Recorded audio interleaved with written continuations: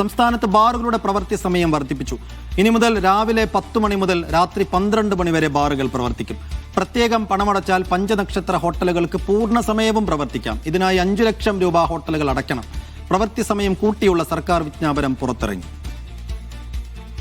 Saif Zainulabdeen വിശദാംശങ്ങൾ നൽകും. Saif, ഈ ബാർ ഉടമകളുടെ ആവശ്യത്തെ തുടർന്നാണോ ഇങ്ങനെ പ്രവൃത്തി സമയം കൂട്ടി നൽകുന്നത്? എന്താണ് സർക്കാരിന്റെ ഇപ്പോഴത്തെ തീരുമാനത്തിന്റെ പശ്ചാത്തലം?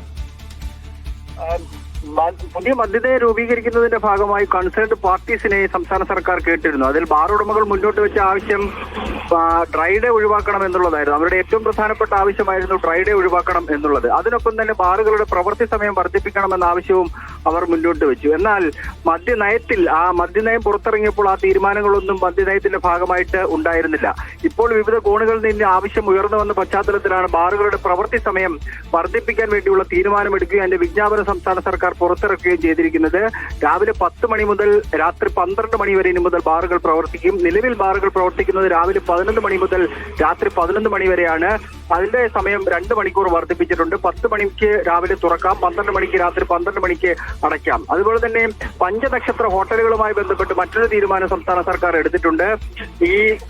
അത് 5 ലക്ഷം രൂപ ആദ്യം അടയ്ക്കുകയാണെന്നുണ്ടെങ്കിൽ മുഴുവൻ സമയവും, ഒരു ദിവസത്തെ മുഴുവൻ സമയവും ബാറുകൾക്ക് തുറന്നു പ്രവർത്തിക്കാം എന്നുള്ളതാണ് ആ തീരുമാനം. അതിന് കാരണമായി സംസ്ഥാന സർക്കാർ വിശദമാക്കുന്നത് ഈ അന്താരാഷ്ട്ര കോൺഫറൻസും മറ്റും വരുമ്പോൾ രാത്രി ഏതാണ്ട് വൈകിയാണ് അത് തീരാറ്. 10:45 11 മണിയോട് കൂടിയാവും ഇവർ ഫ്രഷായി വരാൻ വേണ്ടി.